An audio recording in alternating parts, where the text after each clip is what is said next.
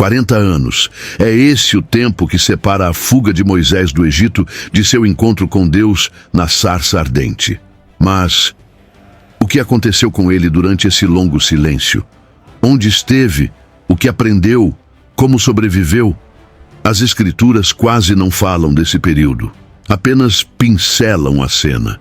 No entanto, por trás desse aparente vazio, esconde-se um processo profundo, doloroso e transformador. Um príncipe criado nos corredores de Faraó some no deserto, emerge pastor, e só então é chamado profeta. O que moldou esse homem entre a queda e o chamado?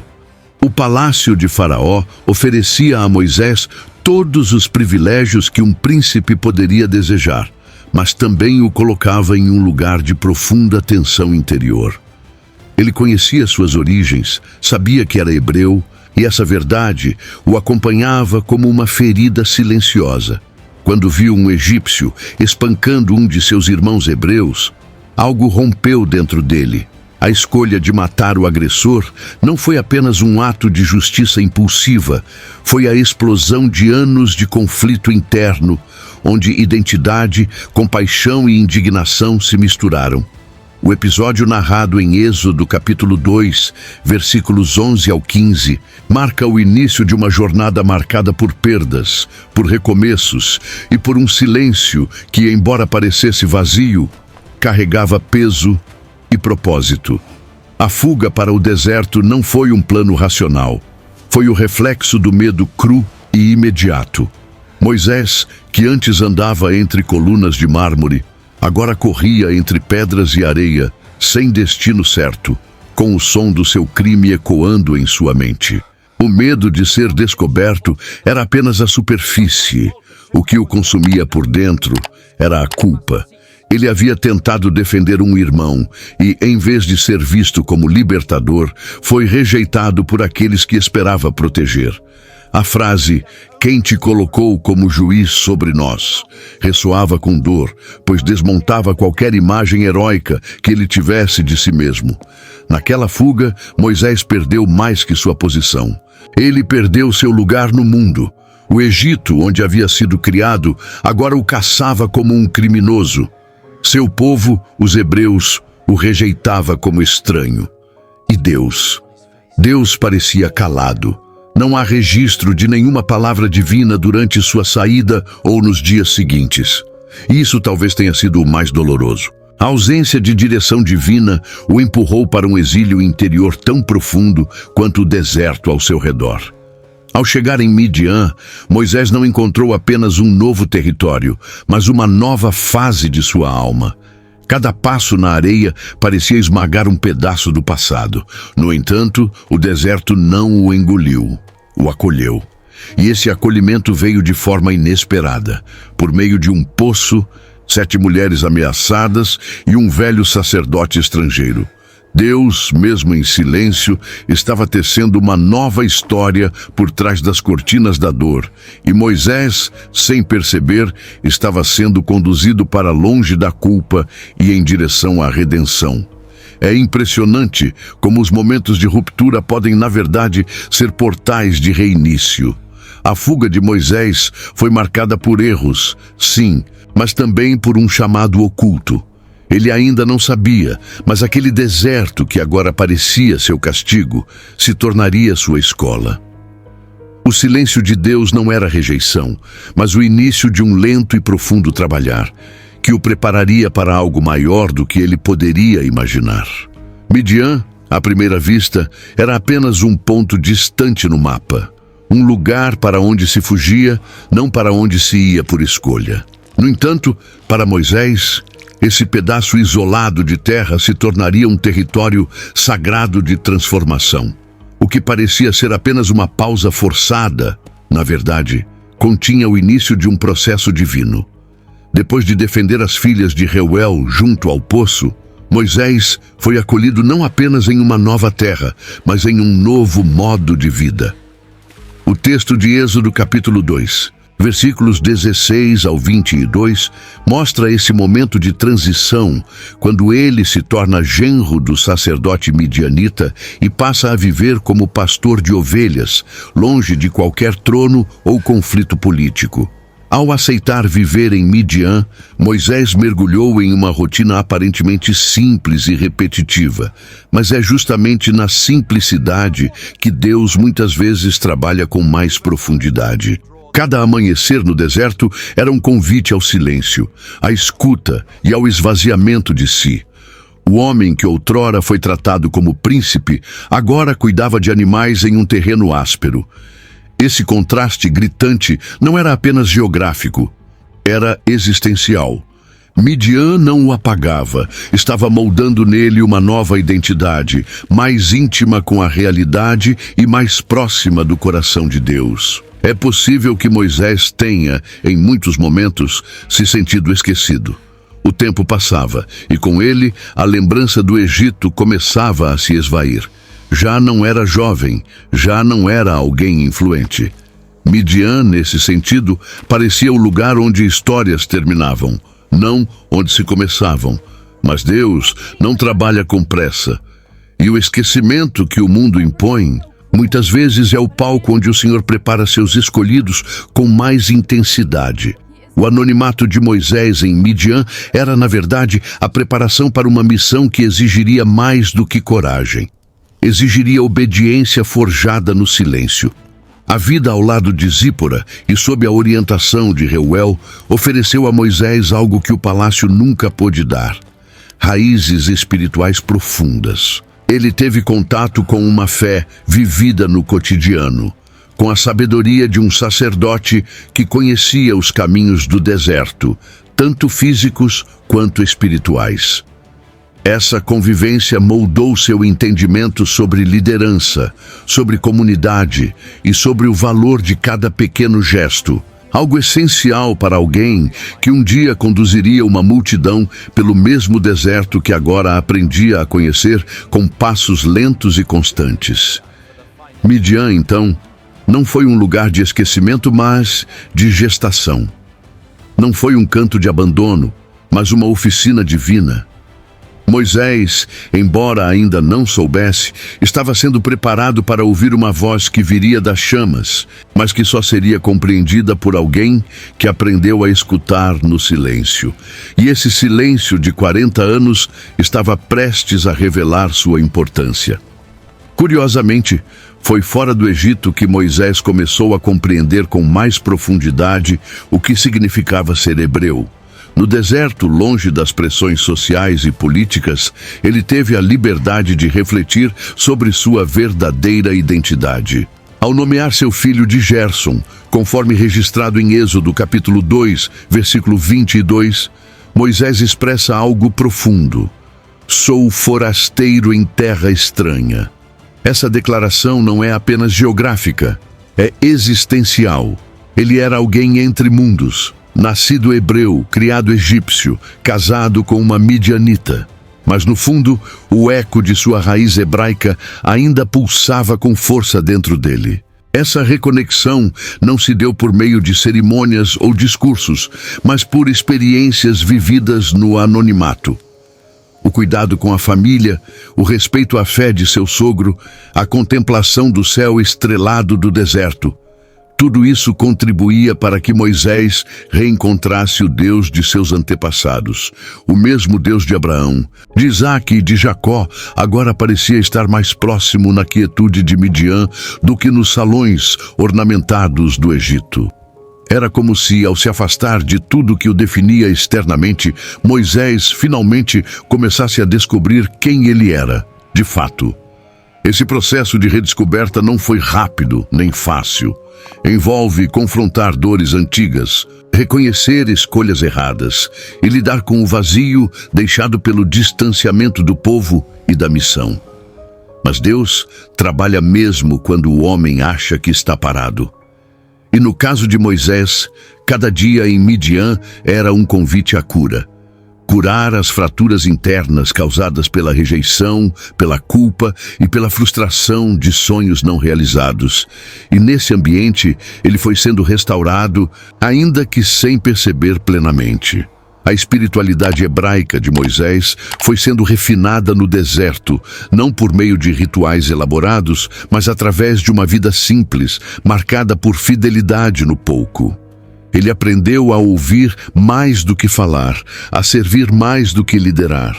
Essa espiritualidade não era teórica, mas vivida. E foi essa base que o capacitaria mais adiante a ouvir a voz de Deus de forma clara, sem se confundir com os próprios desejos ou ambições. O reencontro com suas raízes foi, portanto, um reencontro com o propósito. Ainda não havia chamado, não havia missão clara, mas havia um coração sendo alinhado com o coração de Deus. E quando o tempo se cumprisse, não seria mais o Moisés dividido entre culturas e confusões. Seria um homem inteiro, moldado pelo deserto, pronto para voltar ao Egito. Não como fugitivo, mas como enviado. A figura de Reuel, também conhecido como Jetro, não pode ser ignorada quando se fala da transformação de Moisés em Midian. Ele não era apenas um sogro hospitaleiro ou um líder tribal respeitado. Era sacerdote em uma terra de poucos referenciais espirituais estáveis. Reuel representava uma espiritualidade vivida de forma prática e profunda, algo raro naquele tempo. Ao se tornar parte de sua família, Moisés se viu diante de uma nova forma de entender a fé, não como tradição de sangue ou estrutura religiosa, mas como uma vivência constante e coerente com a realidade do deserto. Embora o texto bíblico não detalhe suas conversas, em Êxodo capítulo 2, versículo 21, fica claro que Moisés não apenas aceitou viver com ele, mas foi acolhido com honra e respeito, recebendo Zípora como esposa. Com o tempo, Moisés passou a conviver com os ritmos espirituais de Reuel. Ao contrário da religiosidade opressora do Egito, onde os deuses exigiam sacrifícios vazios e rituais mecânicos, Reuel trazia uma fé centrada na sabedoria, na justiça e no temor ao Deus Altíssimo. A convivência com esse sacerdote modelou em Moisés uma percepção mais amadurecida da relação com o divino. O homem que antes confiava no poder de sua formação egípcia e na força de suas ações, agora começava a perceber o valor do discernimento, da escuta e da espera, virtudes ensinadas mais pela observação de Reuel do que por qualquer sermão. A casa de Reuel se tornou para Moisés um ambiente de aprendizado silencioso. Ali, ele não era o príncipe fugitivo, nem o possível libertador rejeitado. Era apenas um genro, um pastor, um aprendiz.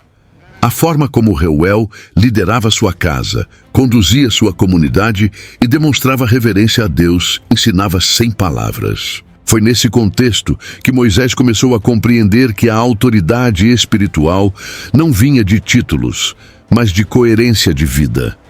Essa lição seria crucial anos depois, quando ele teria de liderar um povo difícil, que não se impressionaria com discursos, mas que exigiria exemplos. Outro ponto notável é que Reuel não tentou mudar Moisés à força. Ele o acolheu, o integrou à família e lhe deu espaço para descobrir o próprio caminho. Essa postura de respeito e confiança abriu em Moisés espaço para crescer, para se reencontrar com sua fé sem imposições. Essa liberdade espiritual talvez tenha sido o maior presente que Reuel pôde lhe oferecer. A formação de Moisés, nesse período, deixou de ser apenas cultural ou teórica. Tornou-se espiritual, no sentido mais profundo. Uma transformação do caráter, da visão e do coração. Quando mais tarde Moisés reencontra Reuel após o Êxodo, como registrado em Êxodo capítulo 18, ele demonstra profundo respeito e gratidão. Isso revela o impacto que esse homem teve em sua trajetória. Reuel foi mais que um sogro.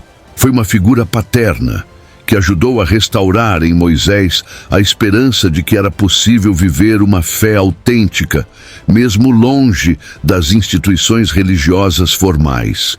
E essa fé amadurecida no convívio familiar seria a base para o relacionamento íntimo que ele desenvolveria com Deus nos anos seguintes.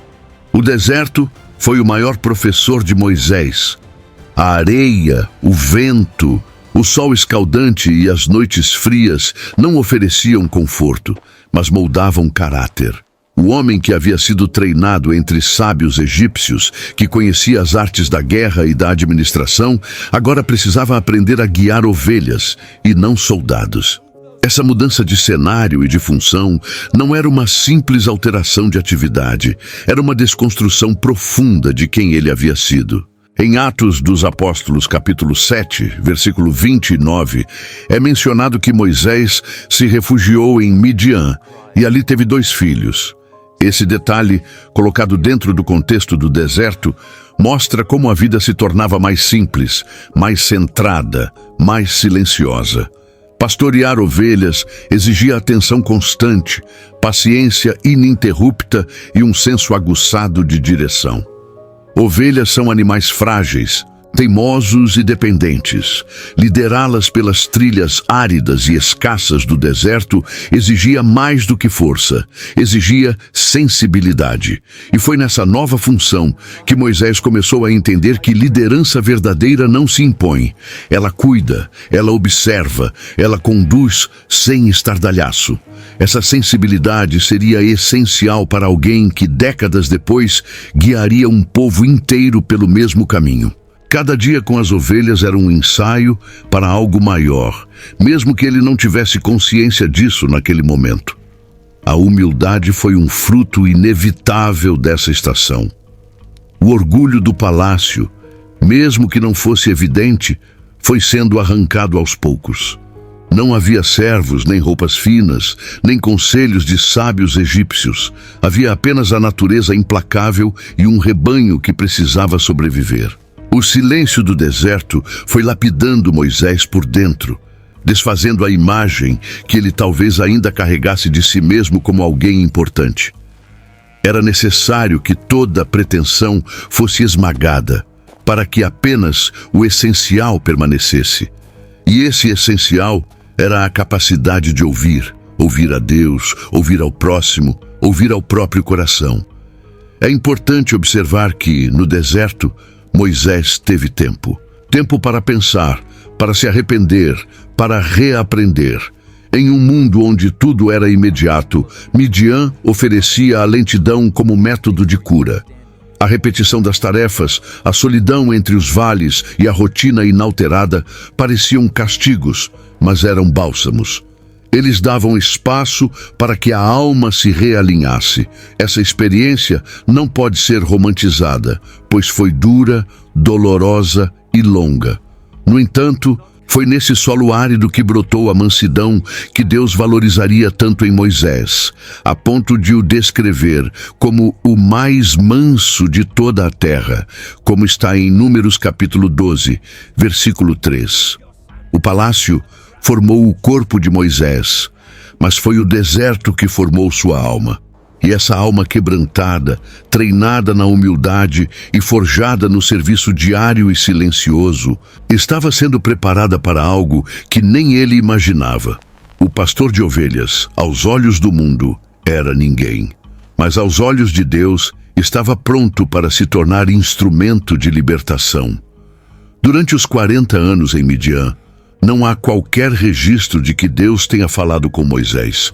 Nenhuma visão, nenhuma palavra direta, nenhum sinal evidente de que o Senhor o estava conduzindo. Esse silêncio, para muitos, poderia parecer abandono, mas o silêncio de Deus raramente significa ausência. Ele pode ser o pano de fundo onde a obra mais profunda acontece. Moisés, acostumado a um mundo onde o poder se demonstrava com força e visibilidade, teve de aprender que o Eterno trabalha também no escondido. Essa lição é reveladora quando mais tarde Deus finalmente lhe aparece na sarça ardente, como descrito em Êxodo capítulo 3, versículos 1 ao 6. E ele responde não com euforia, mas com temor e reverência, uma atitude de quem foi moldado por longos anos de escuta interior. Durante todo esse tempo, enquanto Moisés pastoreava, casava-se, formava sua família e envelhecia, Deus observava. O povo no Egito sofria e os céus pareciam fechados. Mas o texto de Êxodo capítulo 2, versículo 24, revela que Deus ouviu o gemido deles e lembrou-se da sua aliança com Abraão, com Isaque e com Jacó. Essa lembrança divina não é mero resgate de memória, mas sinal de que, mesmo em silêncio, ele estava atento. E da mesma forma que cuidava do tempo certo para intervir no Egito, também cuidava do tempo certo para moldar o libertador. O silêncio de Deus não era punição, era preparação. Era necessário que Moisés não apenas desaprendesse os métodos do Egito, mas também aprendesse a caminhar sem depender de sinais constantes.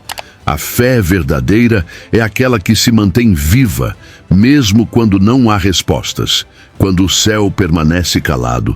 E Moisés, nesse período, aprendeu a viver com essa fé. Ele não se revoltou, não abandonou sua vida de pastoreio, não tentou voltar ao Egito, nem forçou um novo começo. Ele permaneceu. E permanecer em tempos de silêncio é uma das maiores demonstrações de confiança em Deus. Ao olhar para o silêncio divino, podemos enxergar que, muitas vezes, o que parece inatividade é, na verdade, um trabalho subterrâneo. Deus estava preparando não apenas Moisés, mas todo um cenário. Ele trabalhava no coração do faraó, na dor do povo, nas circunstâncias políticas e também no deserto, onde um homem estava sendo quebrado e moldado sem perceber. O tempo do silêncio era, portanto, o tempo da raiz, da estrutura, da fundação. O encontro com a sarça ardente não teria o mesmo impacto se não tivesse sido precedido por esse longo período de silêncio. O Moisés, impaciente e impulsivo do passado, já não existia. Em seu lugar estava um homem mais atento, mais sensível e mais disposto a ouvir. E quando finalmente Deus falou, Moisés não teve dúvidas. Era o momento. O silêncio havia acabado, mas o que ele havia aprendido durante esse silêncio se tornaria a base de toda a sua jornada dali em diante. Esperar nunca foi uma habilidade natural do ser humano, ainda mais quando os anos se acumulam e nada parece mudar. Para Moisés, os 40 anos em Midian foram uma espera sem promessas visíveis, sem respostas concretas e sem garantias de futuro. Contudo, nesse tempo dilatado pelo silêncio, havia lições ocultas sendo impressas em sua alma. Cada dia aparentemente comum carregava sementes de sabedoria. O texto de Deuteronômio, capítulo 8, versículo 2, nos lembra que Deus prova e humilha para saber o que está no coração do homem. Embora essa passagem fale sobre o povo no deserto, ela também se aplica ao líder que os guiaria. Pois Moisés, antes de ser guia, foi provado na mesma escola do deserto. Uma das primeiras lições foi o valor da perseverança. Não se tratava de persistir em projetos grandiosos, mas em ser fiel nas pequenas tarefas, cuidar das ovelhas, sustentar a família, manter a paz interior. Tudo isso exigia constância. E é nessa fidelidade cotidiana que o caráter se fortalece. Moisés, que havia tentado resolver os problemas do povo hebreu com um ato impulsivo de violência, agora estava aprendendo a resolver as questões da vida com paciência, escuta e tempo. Era uma reeducação silenciosa, porém profunda. Outra lição foi o discernimento. No Egito, Moisés havia sido formado para a estratégia e o comando. Em Midian, aprendeu a observar. O pastor de ovelhas precisa identificar perigos sutis, mudanças no ambiente, necessidades do rebanho. Essa sensibilidade que se desenvolve com o tempo seria essencial para lidar com as nuances do povo israelita. Quando finalmente liderasse a nação, não o faria como um general, mas como alguém que soube ouvir antes de falar, que entendeu antes de ordenar. Também é importante destacar que a espera ensinou Moisés sobre dependência. No palácio, ele tinha tudo. No deserto, nada era garantido. O sustento vinha da terra, da chuva que às vezes falhava, da proteção contra animais selvagens, das relações familiares que precisavam ser cuidadas com zelo. Essa vulnerabilidade foi essencial para que ele reconhecesse sua limitação humana, e somente quem entende seus próprios limites pode verdadeiramente depender de Deus. A autossuficiência do Egito foi desfeita com o tempo, e no lugar dela nasceu uma humildade robusta, enraizada na experiência. Por fim, a lição mais profunda talvez tenha sido sobre tempo. O tempo de Deus não é o do homem. Moisés passou metade de sua vida sendo preparado para uma missão que ele nem sabia que teria. Esse lapso não foi perda, foi investimento. Cada ano, aparentemente silencioso, foi um bloco na construção de uma alma pronta para ouvir o chamado do Eterno. Quando a sarça ardeu, Moisés estava pronto, não por ter feito muito, mas por ter aprendido a esperar. Se há algo que distingue líderes moldados por Deus de líderes formados pelo mundo, é o estado do coração. Moisés, ao chegar em Midian, ainda carregava marcas do homem que um dia foi. Mas com o passar do tempo, essas marcas foram se transformando em cicatrizes curadas. O coração, antes tomado por reatividade e orgulho, foi sendo quebrado pouco a pouco. O deserto não apenas o silenciou, ele o curvou. E essa curva da alma é essencial para quem deseja ouvir a voz divina. Como declara o Salmo 34, versículo 18, o Senhor está perto dos que têm o coração quebrantado e salva os de espírito oprimido. Foi nesse estado que Moisés se encontrou, mesmo sem perceber. O quebrantamento não acontece da noite para o dia. Ele é resultado de muitas pequenas renúncias, de inúmeras reflexões em noites solitárias e de uma sucessão de frustrações metabolizadas com fé. Moisés aprendeu a lidar com a ausência do reconhecimento, a servir sem plateia, a amar sem retorno imediato. Essas experiências não o tornaram fraco, mas o tornaram sensível. E essa sensibilidade, longe de ser um obstáculo, seria sua força como líder. Um coração endurecido jamais suportaria o peso de guiar um povo teimoso. Mas um coração quebrantado, sim, pois nele há espaço para compaixão, paciência e intercessão. Ao longo desses anos, Moisés também aprendeu a se reconciliar com sua própria história. O passado não podia ser apagado, mas podia ser redimido. As memórias de seu erro no Egito não desapareceram, mas perderam o peso da condenação. Isso é fruto de um coração que aprendeu a perdoar a si mesmo e a confiar na possibilidade de um novo começo. Essa reconciliação interna o libertou da necessidade de provar algo para alguém. Ele não precisava mais de trono, de título ou de glória. Ele precisava apenas de propósito. E isso já estava nascendo, mesmo que ainda encoberto. O quebrantamento também lhe ensinou a ver os outros com mais humanidade. As ovelhas, sua família, os midianitas, todos eram agora vistos não como meios para algo, mas como fins em si mesmos. Moisés deixou de ser o justiceiro solitário que agia por impulso e se tornou um homem que enxergava com os olhos da graça. Essa transformação era invisível aos olhos humanos, mas profundamente perceptível aos olhos de Deus. E foi isso que preparou o caminho para o encontro com o Eterno na sarça. Um coração quebrantado é aquele que, ao ser chamado por Deus, responde com reverência e não com vanglória. Quando Moisés ouve o chamado, ele cobre o rosto, tem medo, hesita, não por covardia, mas por consciência. Ele sabia agora que não era suficiente em si mesmo, e é justamente essa consciência que o torna útil para Deus. O quebrantamento não é o fim de uma jornada, é o início da real utilidade espiritual.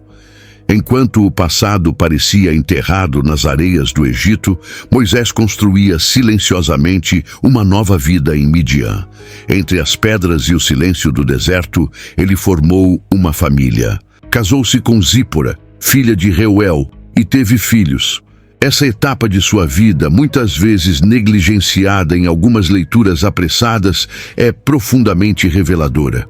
A construção de uma família em terra estrangeira revela um Moisés disposto a recomeçar, a se comprometer com o presente e a aceitar os vínculos que Deus lhe proporcionava. Em Êxodo, capítulo 2, versículo 22, o nome dado ao seu filho Gerson carrega o lamento e a aceitação da sua condição. Sou forasteiro em terra estranha. O casamento com Zípora não foi apenas um novo capítulo emocional. Foi um ato de inserção cultural e espiritual em uma nova realidade. Zípora não era egípcia nem hebreia. Ela representava algo novo, uma ponte entre o passado que Moisés tentava compreender e o futuro que ele ainda não conhecia. A convivência com ela e com os filhos foi moldando nele um senso de responsabilidade diferente do que havia experimentado no Egito. Agora, ele não era apenas alguém que reagia às injustiças do mundo. Era alguém que precisava construir estabilidade, proteger os seus, manter a paz no lar. Essa vivência familiar também contribuiu para desenvolver em Moisés a ternura. O deserto, com sua rudeza, poderia ter tornado seu coração mais duro. Mas a vida familiar o amoleceu em áreas que o Egito nunca tocou. A relação com os filhos, o cuidado com a esposa, os desafios da convivência cotidiana foram ferramentas espirituais. A espiritualidade que se vive em casa é muitas vezes mais desafiadora e mais verdadeira do que a exercida em público. Foi nesse ambiente íntimo que Moisés começou a exercer o pastoreio do coração, algo que seria vital quando precisasse lidar com as dores de uma nação inteira. Além disso, a família foi o lugar onde Moisés experimentou o cuidado de Deus de forma prática. Não foi por milagres espetaculares, mas pelo sustento diário, pela harmonia construída aos poucos, pelo amor que floresceu no meio do exílio. Ele aprendeu que Deus não age apenas nos grandes feitos, mas também no silêncio de uma refeição partilhada, no sorriso de um filho, na fidelidade de uma esposa. Essa percepção seria um alicerce emocional e espiritual em sua futura missão. A família que Moisés construiu em Midian não foi um desvio de seu chamado, mas parte essencial dele. Foi ali que ele aprendeu a amar sem pressa, a cuidar sem visibilidade, a servir sem recompensa. Foi ali que ele descobriu que ser pai e marido era tão sagrado quanto ser profeta. E essa descoberta o preparou para liderar um povo inteiro como uma grande família, com todas as suas complexidades, dores e belezas. A identidade de Moisés nunca foi simples. Desde o nascimento, ele carregava uma história marcada por contrastes e tensões. Nascido entre escravos hebreus, salvo pela filha de Faraó, educado como príncipe egípcio e agora vivendo como estrangeiro em Midian, sua vida parecia um entrelaçado de culturas, religiões e lealdades. Essa mistura inevitavelmente provocava uma crise interna. Quem era ele, afinal? A resposta a essa pergunta não vinha de forma direta. Era algo que se revelava lentamente, por meio das experiências do dia a dia, das perdas e dos reencontros. Em Hebreus, capítulo 11, versículos 24 a 26, é dito que Moisés, já adulto, recusou ser chamado filho da filha de Faraó, preferindo sofrer com o povo de Deus. Esse versículo mostra que, mesmo com toda essa complexidade, a essência de sua identidade estava sendo refinada pela fé. O deserto de Midian foi o espaço onde essa fragmentação começou a ser tratada. Moisés deixou de lado o luxo egípcio, mas a mentalidade adquirida na corte ainda o acompanhava. Ele se casou com uma mulher midianita, mas não deixou de sentir o peso de sua origem hebraica. Era como se ele vivesse dividido entre mundos que não o aceitavam por completo. Mas foi justamente nesse não pertencer absoluto que Deus começou a formar uma identidade mais sólida. Moisés precisava compreender que sua missão futura não dependeria de um título ou de uma etnia específica, mas de uma aliança com o Deus vivo. Essa nova identidade seria espiritual, não meramente cultural. Ao pastorear as ovelhas de seu sogro, Moisés aprendia a viver com simplicidade, mas também com um senso de pertencimento que não vinha mais de fora. Ele já não era definido por onde nasceu ou por quem o criou, mas por quem ele estava se tornando. Isso lhe dava liberdade para assumir uma postura de servo, de alguém que não precisava provar seu valor nem afirmar sua origem. O despojamento da identidade fragmentada era doloroso, mas necessário, porque apenas alguém que se esvaziou de suas máscaras e rótulos poderia ser cheio da presença de Deus de maneira genuína. Essa reconstrução de identidade também o preparou para ser um mediador entre mundos.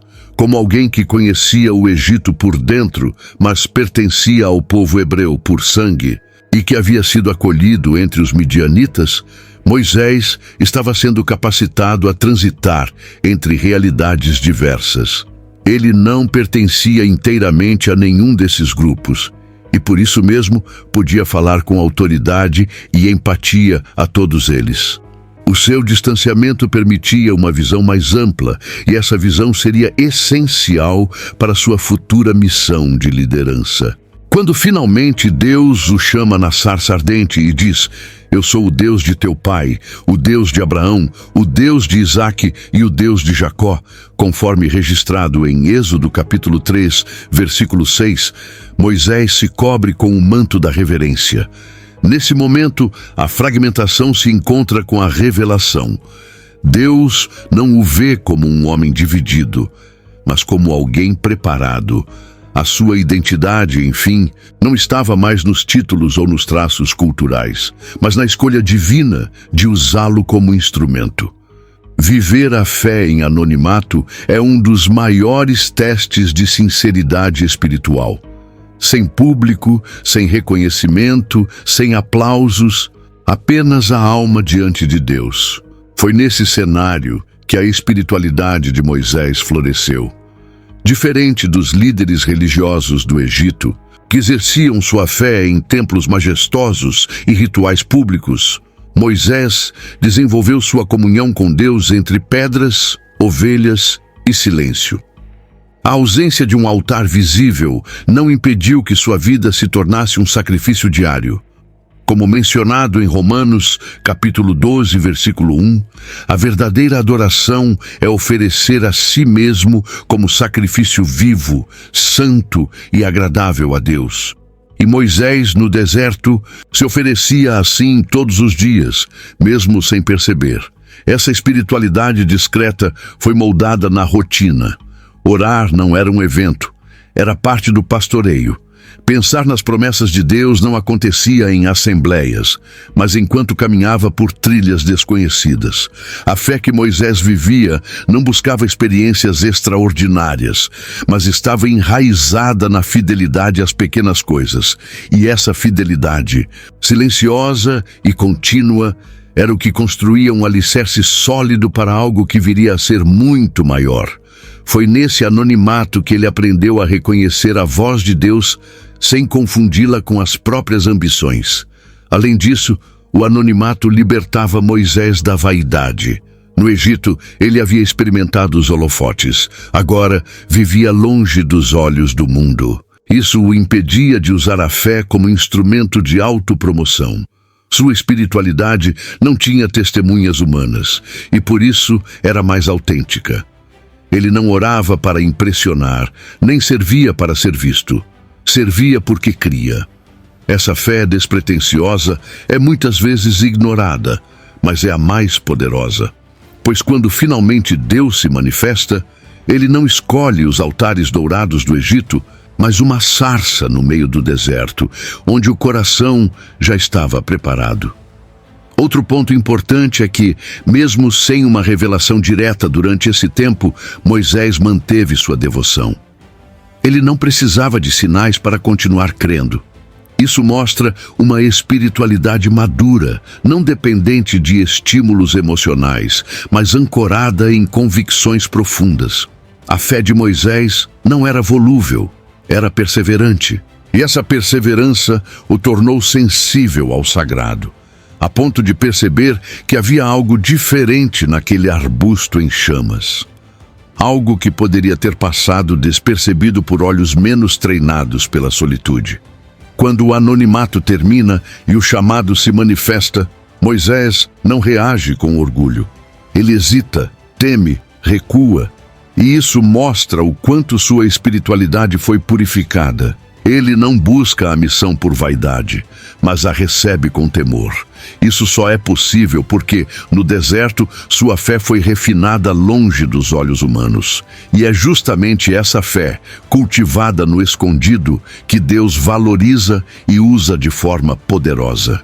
Se o Egito foi a escola do intelecto e da estratégia, o deserto foi a escola do coração. E as ovelhas foram os instrumentos pedagógicos desse aprendizado. Moisés passou anos cuidando de animais que para muitos não tinham valor.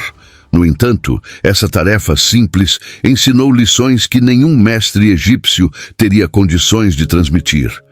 O cuidado com o rebanho o obrigava a desenvolver atenção aos detalhes, paciência nas crises e disposição para o sacrifício.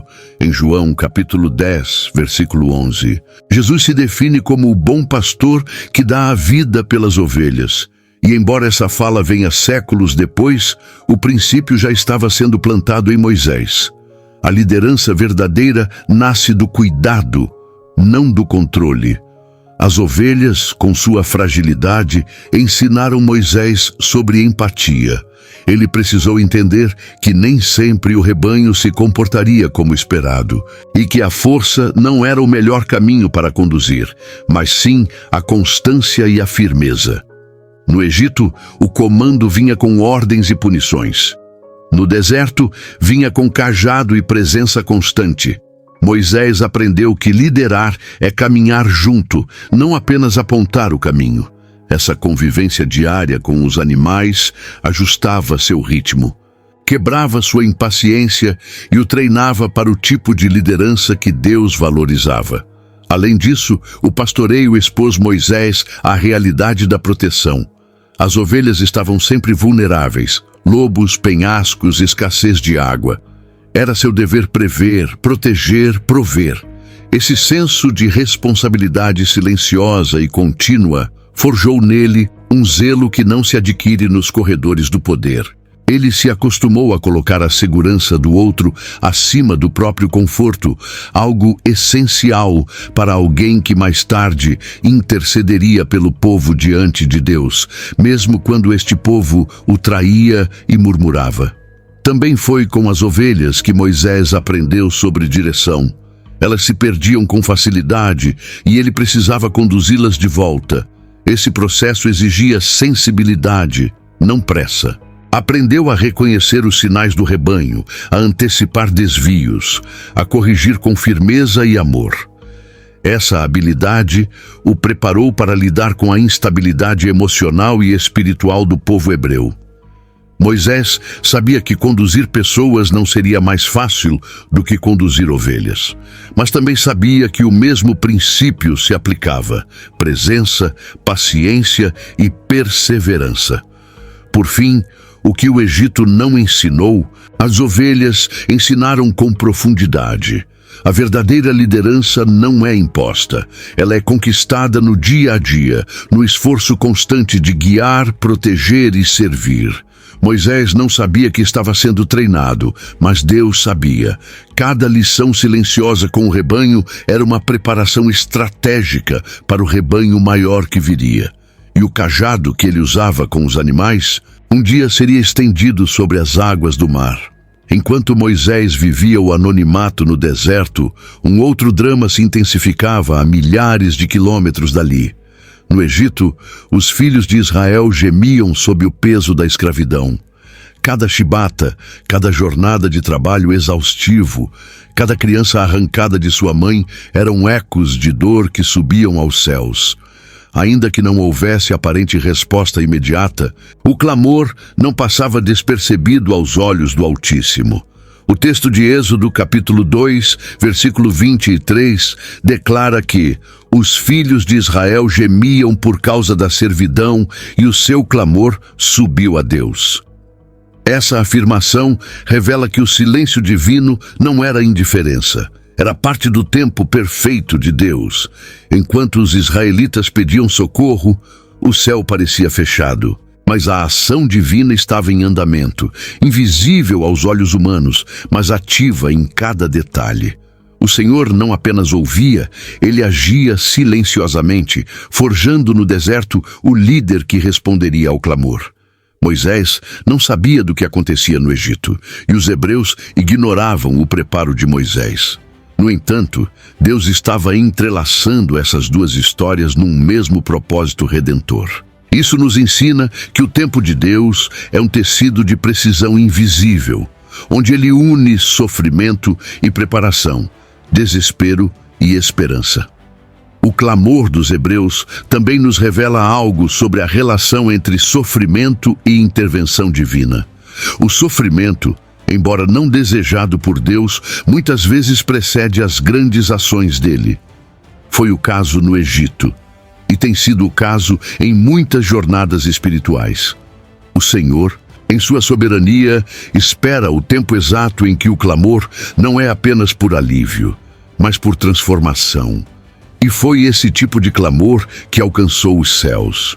Não apenas um pedido de libertação, mas o reconhecimento de que somente Deus poderia redimir aquele povo. É importante notar que Deus não respondeu com velocidade, mas com profundidade. Em vez de um milagre imediato, ele iniciou um processo. E esse processo começaria com um chamado, não a um exército, mas a um homem. Quando a Bíblia afirma, em Êxodo capítulo 2, versículo 25, que Deus olhou para os filhos de Israel e atentou para a sua condição, ela revela um Deus que vê e que age, mas que o faz no tempo certo e com instrumentos preparados. O silêncio dele não era inação, era espera estratégica. O sofrimento dos hebreus e a espera de Moisés não eram histórias paralelas, eram dois lados da mesma moeda. Deus ouvia um povo e moldava um homem. O choro que subia do Egito era o mesmo que acelerava o relógio do céu, preparando o momento exato em que o deserto queimaria com uma chama diferente, e o enviado seria finalmente revelado. Durante anos, a rotina de Moisés se resumiu ao simples: acordar, alimentar os animais, levá-los às pastagens, protegê-los, voltar ao lar. Um ciclo de ações aparentemente sem propósito grandioso. No entanto, o extraordinário de Deus sempre germina no ordinário da vida. Não houve uma preparação visivelmente sobrenatural para o encontro com a sarça ardente. Ao contrário, tudo naquele dia parecia igual aos outros. Mas foi ali, no meio do comum, que o céu rasgou o silêncio.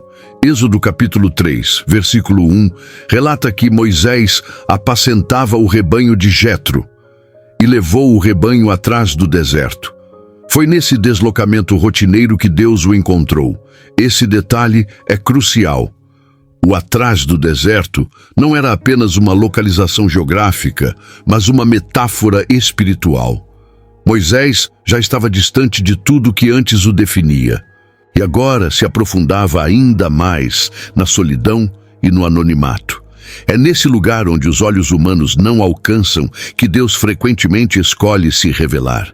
O ordinário da vida de Moisés, repetitivo, solitário, silencioso, era, na verdade, um altar em construção. Cada dia banal estava sendo usado por Deus como preparação invisível para algo divino. O que torna o encontro com a sarça tão impactante não é apenas o milagre em si, mas o contraste com o cenário. Deus não escolheu um templo nem um momento de adoração para se manifestar. Escolheu um arbusto no deserto durante uma jornada de trabalho. Isso revela um princípio poderoso. A glória de Deus pode se manifestar nos lugares mais improváveis, quando o coração está sensível o suficiente para notar. Moisés, treinado por décadas a observar ovelhas, agora percebia algo fora do padrão. A mesma sensibilidade que o ajudava no pastoreio o tornou capaz de notar o incomum. O texto sagrado não nos diz que Moisés ouviu uma voz logo de início. Ele apenas viu algo estranho. O arbusto ardia, mas não se consumia. Essa observação o moveu. Ele disse: "Irei agora e verei esta grande maravilha." Êxodo capítulo 3, versículo 3. Essa decisão de interromper a rotina, de se aproximar, de investigar, é o ponto de virada. Deus só o chama pelo nome depois que ele decide se aproximar. O extraordinário se revela a quem está disposto a sair do automático e a se expor à possibilidade de mistério. A lição aqui é profunda. Deus não desperdiça nenhum dia da nossa vida, mesmo os mais monótonos. Cada momento aparentemente comum pode ser um prenúncio do sobrenatural. Moisés não recebeu um aviso prévio, nem teve visões na noite anterior. Ele apenas foi fiel ao seu cotidiano. E foi essa fidelidade silenciosa que preparou o terreno para o maior chamado de sua vida. Quando menos esperava, o ordinário se incendiou com o divino. A sarça ardente marcou o fim do silêncio de Deus na vida de Moisés e o início de uma nova fase que mudaria não apenas seu destino, mas o de toda uma nação. Depois de 40 anos de anonimato, Deus fala. E quando fala, chama Moisés pelo nome. 2 vezes, Moisés, Moisés. Êxodo capítulo 3, versículo 4. O chamado duplo carrega urgência e intimidade. Era a voz que Moisés talvez já tivesse perdido a esperança de ouvir. E agora, ela não vinha com julgamento, mas com direção. Deus não pergunta onde ele esteve, nem cobra pelo passado. Apenas se apresenta. Eu sou o Deus de teu pai, o Deus de Abraão, o Deus de Isaque e o Deus de Jacó. Esse momento é carregado de simbolismo. O fogo que não consome representa a presença de Deus que transforma sem destruir, que purifica sem aniquilar. Moisés, ao ver aquilo, tira as sandálias. Esse gesto de tirar os calçados como ordenado por Deus é mais do que um ritual.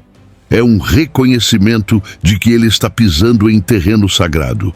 E o sagrado aqui não é um lugar escolhido pelos homens, mas um espaço escolhido por Deus. O deserto vira templo, o arbusto vira altar, o chão vira terra santa. Tudo muda quando Deus se revela. O diálogo que se segue não é triunfalista. Moisés não se apresenta com prontidão. Pelo contrário, ele hesita, questiona, argumenta. E isso mostra que seu coração estava realmente quebrantado. Ele sabia que não era suficiente, e Deus não o escolhe apesar disso, mas por causa disso. O líder moldado no silêncio agora estava pronto para ouvir, obedecer e servir. O chamado não se baseia em sua força, mas na promessa de que o próprio Deus estaria com ele. Êxodo capítulo 3, versículo 12, registra a resposta divina: eu serei contigo. Esse novo chamado não anula os 40 anos anteriores. Pelo contrário, ele os ressignifica. Cada dia no deserto, cada ovelha conduzida, cada silêncio suportado, tudo agora fazia sentido. Moisés não estava sendo chamado por acaso, mas porque estava pronto. Ele havia sido moldado para aquilo.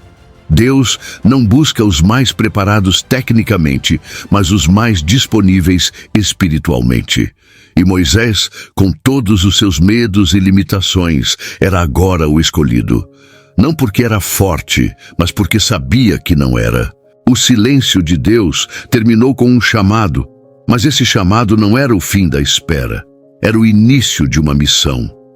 Moisés agora carregava não apenas uma nova tarefa, mas uma nova identidade. Não mais o fugitivo, não mais o pastor anônimo. Agora era o enviado. O homem que ouviu o clamor do povo, que conhecia os caminhos do deserto e que aprendeu a escutar a voz do Eterno. A sarça queimou, o chão se tornou sagrado e dali em diante nada mais seria como antes.